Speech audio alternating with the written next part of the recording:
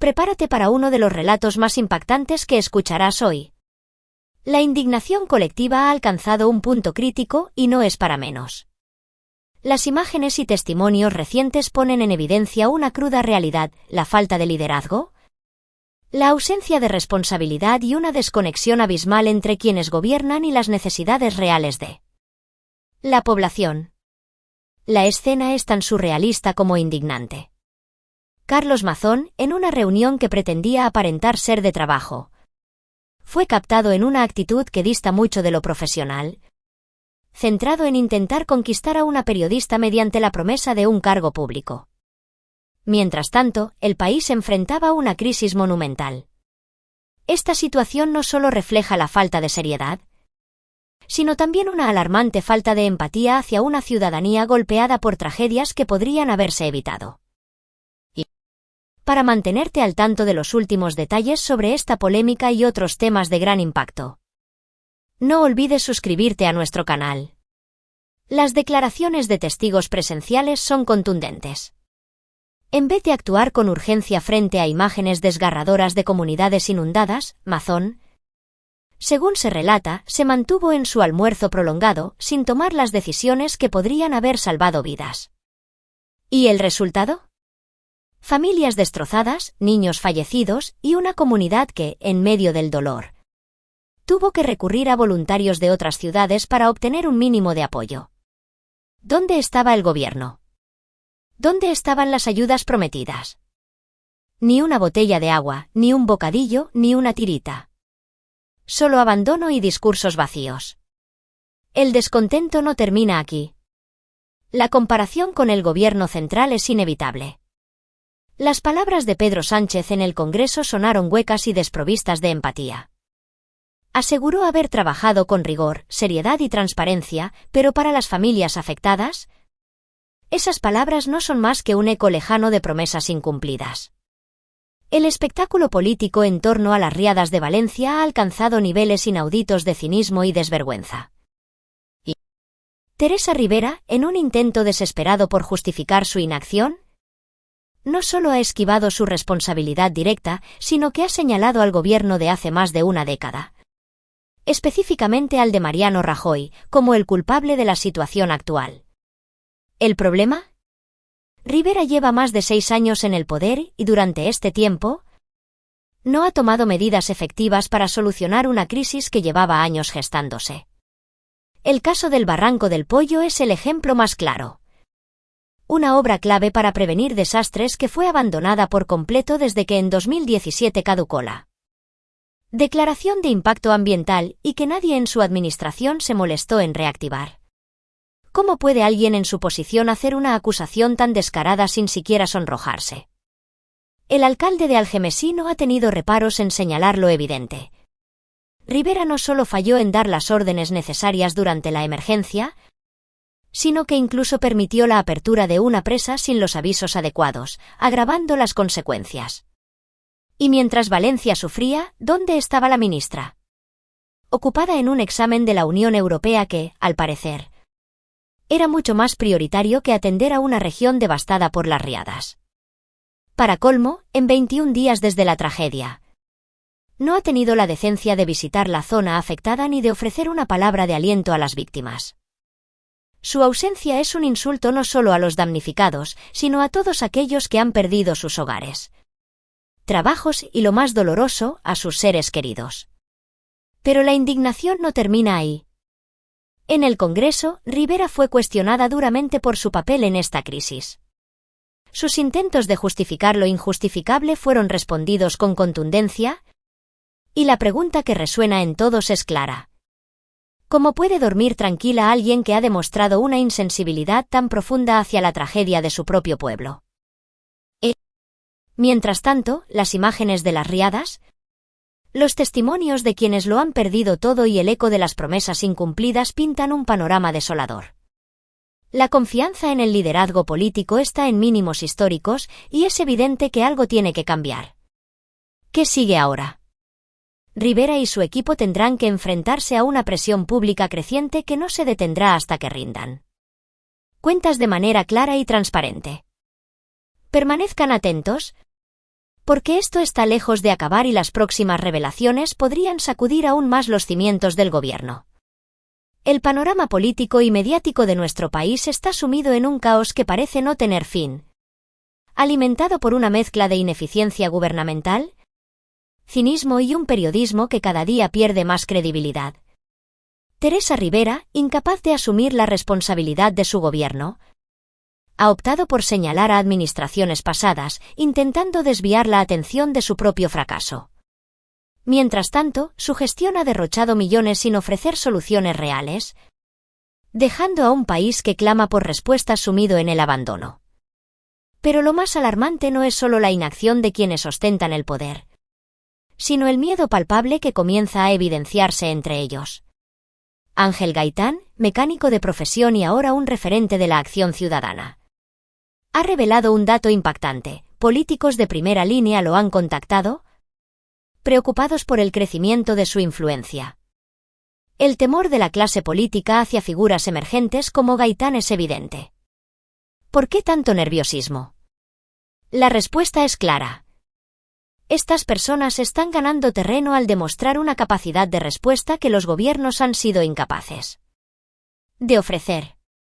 Gaitán, junto a otros ciudadanos comprometidos, no solo ha llevado comida y ayuda básica a las zonas más afectadas, sino que también ha brindado soluciones concretas, como el reparto de luces solares, algo que el propio gobierno ni siquiera consideró.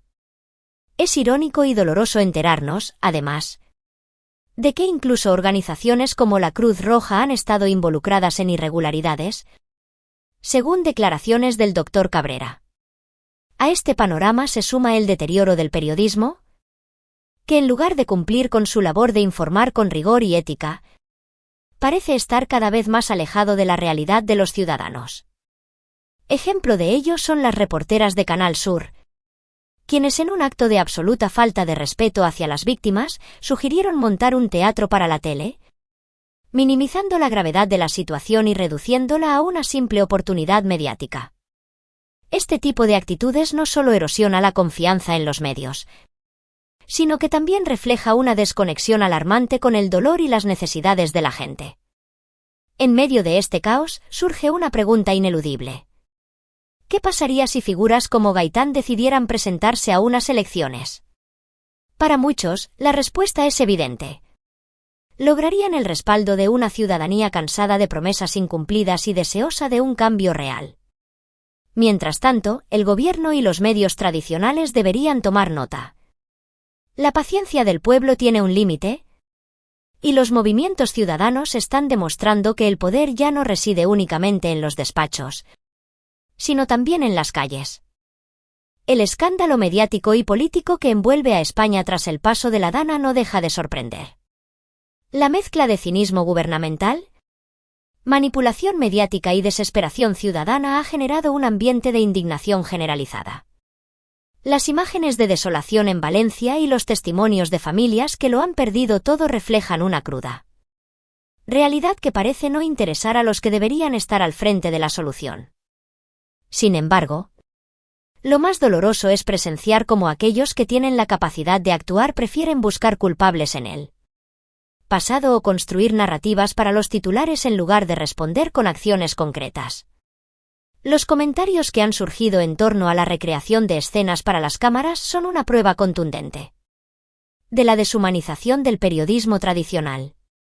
Vamos a hacer un poco de teatro para la tele, dicen, en un acto que no solo falta al respeto de los damnificados, sino que también evidencia la desconexión de los medios con la realidad.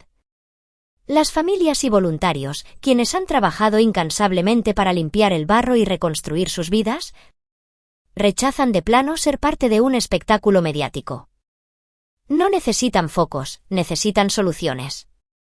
Por otro lado, el vacío de liderazgo es alarmante. Un presidente ausente, ocupado en una cumbre internacional, y una ministra que, en lugar de asumir responsabilidades, se escuda culpando a un gobierno que dejó el poder hace casi una década. Esta actitud no solo es un insulto a la inteligencia colectiva, sino también una burla para quienes han perdido todo, incluso a sus seres queridos. La indignación crece al saber que mientras el gobierno evade responsabilidades, los ciudadanos comunes, como un mecánico o un periodista, han demostrado más capacidad de acción y empatía que los propios representantes públicos. Pero lo más escalofriante son las denuncias que sugieren irregularidades en las cifras oficiales de fallecidos. Imágenes de una furgoneta transportando ataúdes en Valencia han encendido todas las alarmas. ¿Por qué estos casos no aparecen en las estadísticas? ¿Qué está ocultando el gobierno? Este no es solo un problema de gestión, es un problema social y de salud pública de dimensiones inimaginables. La falta de transparencia y la negligencia están dejando cicatrices imborrables en una población que se siente abandonada. Y, ante este panorama, la ciudadanía empieza a alzar su voz, liderada por creadores de contenido y figuras que desafían el monopolio mediático tradicional. Mensajes como el de Ángel Gaitán y otros activistas destacan la importancia de unirse contra un sistema que intenta silenciar las verdades incómodas. La televisión pierde credibilidad mientras las plataformas digitales se convierten en refugio de quienes buscan información sin filtros. El descontento crece y con ello la posibilidad de un cambio real. No se trata solo de exigir rendición de cuentas, sino de recordar a los que están en el poder que el pueblo tiene memoria y, sobre todo, fuerza para transformar su realidad. La historia no ha terminado y los próximos capítulos podrían redefinir la relación entre la ciudadanía y sus gobernantes. La rabia y frustración se reflejan claramente en cada palabra de quien denuncia la situación actual, con una mezcla de desconfianza hacia los medios de comunicación y un gobierno que parece no responder ante la emergencia.